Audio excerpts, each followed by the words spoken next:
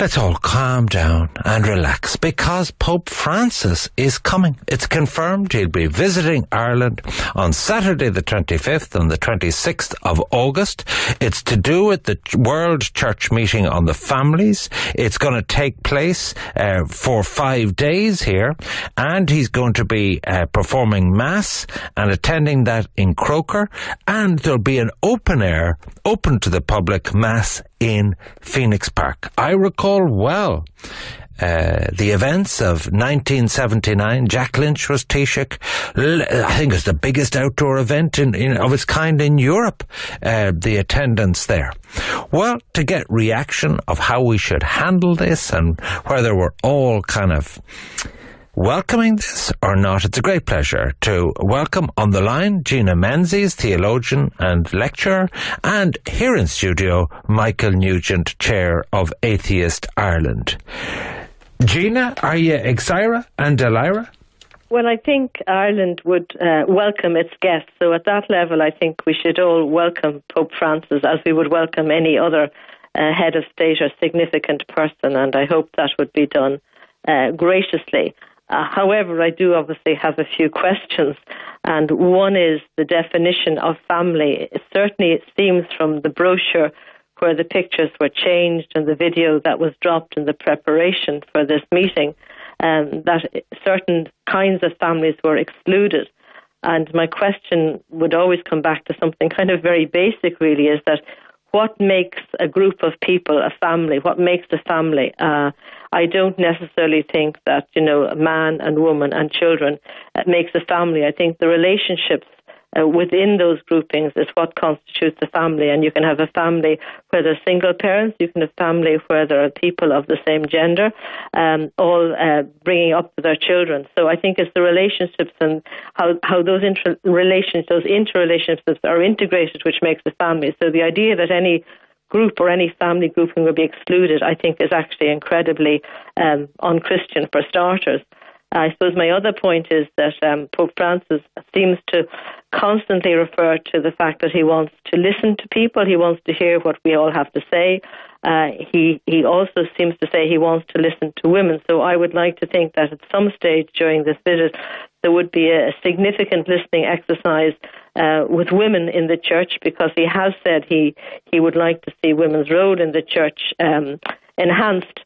But that hasn't been followed by any significant strategy. And of course, we're then back to the question of the ordination of women. I would love to have a conversation with Pope Francis. I don't think I'll be invited to have one, but I could talk to him in his native language and ask him, what theology of ordination operates in the Catholic Church that excludes women, because of all the study and readings that I've done, there's actually no theological reason or biblical reason why women will be excluded from ordination. Okay, the definition of family and the role of women are points I'll come back to. Michael Nugent, my take on this is I'm not a member of the Roman Catholic Church, but you know what? If last week Donald Trump coming to Ireland, Queen Elizabeth coming to Ireland, my attitude is we're a small, open country, céad míle fáilte, respectful welcome. If some people want to have a protest, so be it, but that generally speaking we're open to showcase the best of Ireland, and the Pope is an international global figure, one of the world's biggest religious leaders, and we should welcome him. What say you? Well, he's certainly welcome as a religious leader to come over and say whatever masses or whatever religious rituals that he wants with members of the Catholic Church. I don't think you can compare him to the two heads of state that you've referred to, because the Vatican isn't a proper state. It doesn't have an economy. It doesn't have a population. It doesn't have any of the attributes that a state is supposed to have. It's a state when it suits it, when it wants to avoid sexual abuse charges and wants to hide behind diplomatic immunity, and it's a religion when it suits it. So I think if he comes over as a religious person, that's fine. Diplomatically it is a state, the Holy See. No, it isn't. No, like we used to have ambassadors. We do, yeah. There's a kind of fiction that's built up around that, but it doesn't actually have the status of a state with the United Nations. It has a quasi-status that gives it a consultative status that's greater than most non-governmental organisations, but less than the state. So it's a kind of a fudge that people go along with. It actually got there initially through the Telecommunications Union because it issued its own stamps.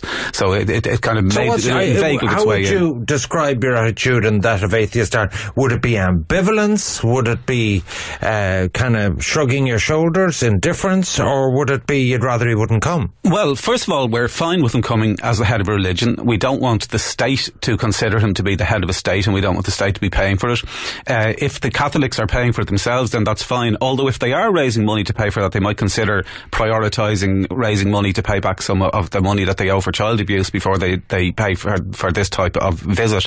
And the second thing, this is going back to what Jane was saying, this Pope, I would hope that the public will recognise that this Pope, despite the good PR that he has in the global north, is actually a very theologically conservative Pope of the global south, which is where 2/3 of Roman Catholics live at the moment in sub-Saharan Africa, in South and Central America, in Southeast Asia. That's where the Catholic Church is. It's very conservative. The current Pope talks about the devil more as a person more than any recent Pope.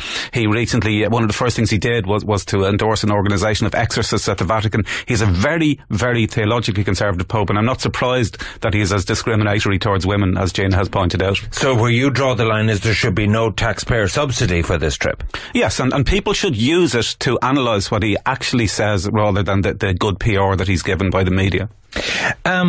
You mentioned, Gina, opportunities in the trip to maybe redefine the family and the role of women. But could I put it to you that the Roman Catholic Church is not like a political party. It doesn't seek to be democratic. It doesn't seek to be populist. It has its values. It has its principles. If you don't like it, Gina Menzies, hump off. Well, I agree with you. It's not a democratic party, but if you look at how it forms its theology throughout the ages, that theology has changed. So it's not fixed for all time.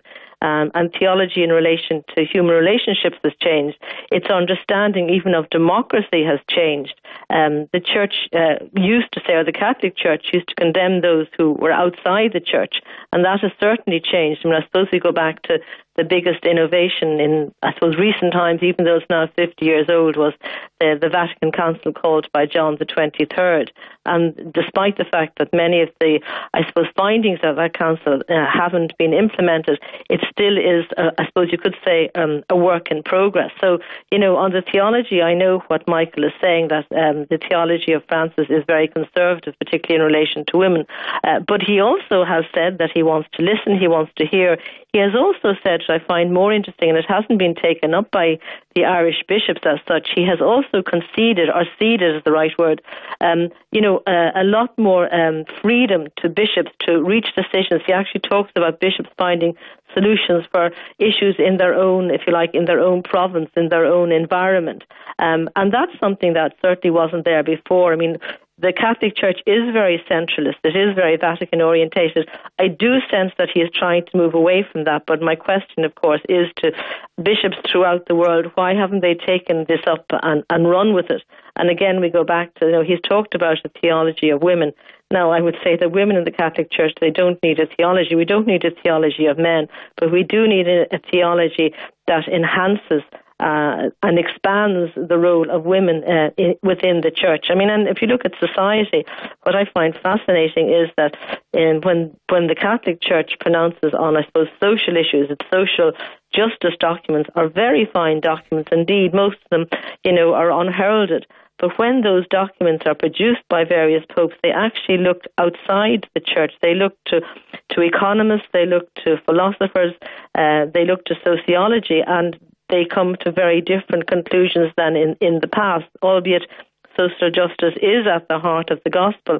And, my question to this Pope and to others at senior levels of authority in the church is, why in relation to the issue of women, and I don't even like saying there's an issue in relation to women, but why do they not listen to, if you like, the findings and the insights of other sections in society?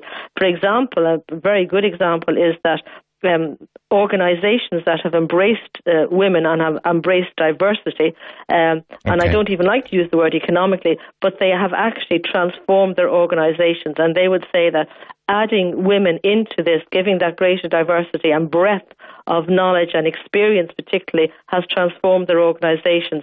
So why would the church not see, if you like, the spirit in that kind of movement? Okay. Point taken. Finally, Michael, Mary McAleese last week said he should visit Newry, particular thing in relation to clerical abuse. Is there any particular preference, given that he is a head of a church and so on, religion? Do you think that, it's not every day he comes, the 40 years since the last one came, second time ever. Anything you think he should do while he's here? Like, there's been previous visits, he's gone to see prisons, different things. Do you think there's anything in the Irish context he should do? Well, he could ask the Catholic people to divert the money that they're raising for his visit to repay the sex abuse money that they owe to the state, and then decide that he will, say a mass by video conference or something and let the money go to something useful. Okay. Well, we're out of time. I want to thank Gina Menzies for her analysis. Obviously a supporter of the trip, but setting out an agenda of things she would like the Pope to do. And Michael Nugent saying, just cough up the cash and then we'll have you. All right. Thank you both for that. 53106 for your view.